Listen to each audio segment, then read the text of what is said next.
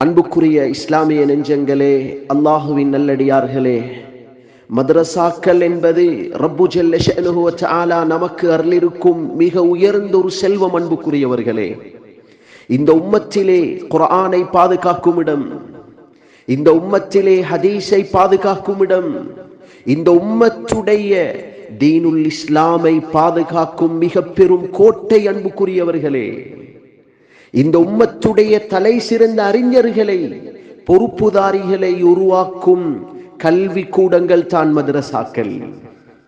மதரசாக்களுக்கு இதனால் தான் இமாமுனா நவவி ரஹ்மத்துல்லாஹி அலைஹி சொல்லுவார்கள், இஸ்லாமிய உம்மா தனது செல்வத்தை செலவழிப்பதற்கு மிகவும் ஒரு சிறந்த இடம், செலவழிப்பதற்கு மிகவும் உகந்தொரு இடம் குர்ஆன் ஹதீஸை படித்து கொடுக்கும் மதரசாக்கள் பள்ளிக்கூடங்களை விட சிறந்தொரு இடம் கிடையவே கிடையாது என்பார்கள். அன்புக்குரியவர்களே, முஸ்னத் அஹ்மதிலே ரசூலுல்லாஹி ஸல்லல்லாஹு அலைஹி வஸல்லம் உடைய ஒரு ஹதீஸ் பதிவாகிறது.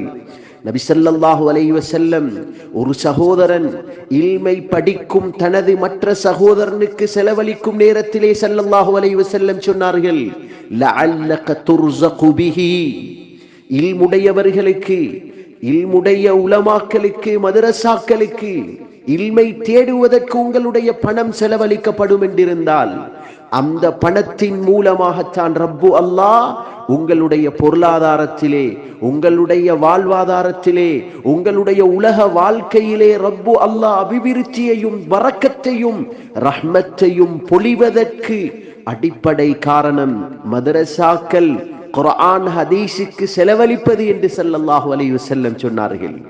அன்புக்குரிய இஸ்லாமிய நெஞ்சங்களே, அல்லாஹுவின் நல்லடியார்களே, மதரசாக்களுக்கு நாம் செய்யும் தர்மங்கள், மதரசாக்களுக்கு நாம் செய்யும் செலவழிப்புகள், இது தனி மனிதன் புரோஷனம் அல்ல, தனி மனிதன் சம்பந்தப்பட்ட புரோஷனம் அல்ல, தனி கிராமம் அல்ல, ஒட்டுமொத்த உம்மத்தையும் சார்ந்த புரோஷனத்தை உருவாக்கி தரும்.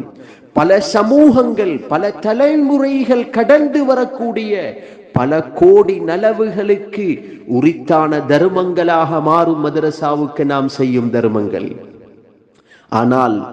ஆனால் இன்று சமூகத்தில் நாம் வெளிரங்கமாக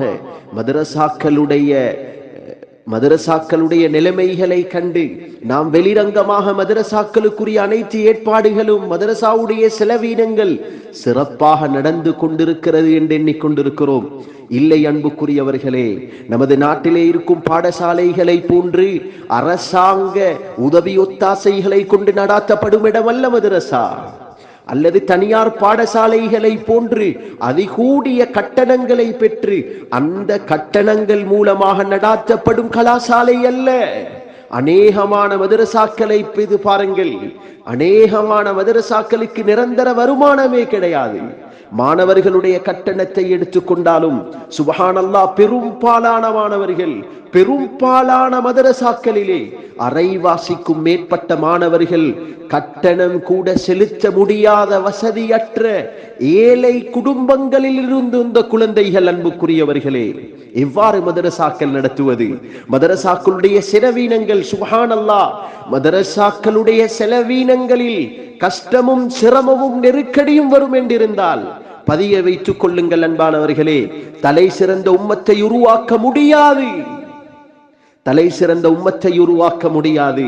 இந்த உம்மத்துடைய அனைத்து நிலைமைகளும் நெருக்கடியில் காணும். ஏன் சிறந்த உம்மத் உருவாக்கப்பட வேண்டும் என்றால், சிறந்த சமூகம் கட்டியெழுப்பப்பட வேண்டும் என்றிருந்தால் மதரசாக்களுடைய தேவைகள் பூர்த்தியாக்கப்பட வேண்டும். கல்வித்துறைகளுக்கு தேவையான அனைத்து வசதியும் உண்டாக்கி கொடுக்கப்பட வேண்டும். அன்புக்குரியவர்களே, ஒவ்வொருவரும் எண்ணத்தில் வைத்துக் கொள்ளுங்கள், தன்னுடைய வருமானத்திலே, தனது தொழிலில் கிடைக்கும் லாபத்தில் இருந்து ஒரு சிறிது அளவாவது மதரசாக்களுக்கு செலவழியுங்கள். அந்த இடத்தை வளப்படுத்துங்கள். அந்த இடத்துடைய தேவைகளை பூர்த்தி செய்வதற்கு உங்களது ஹலாலான பணத்தை கொடுத்து உதவுங்கள். இந்த சமூகத்தை பாதுகாக்கலாம், சிறந்த ஒரு தலைமுறையை கட்டியெழுப்பலாம்.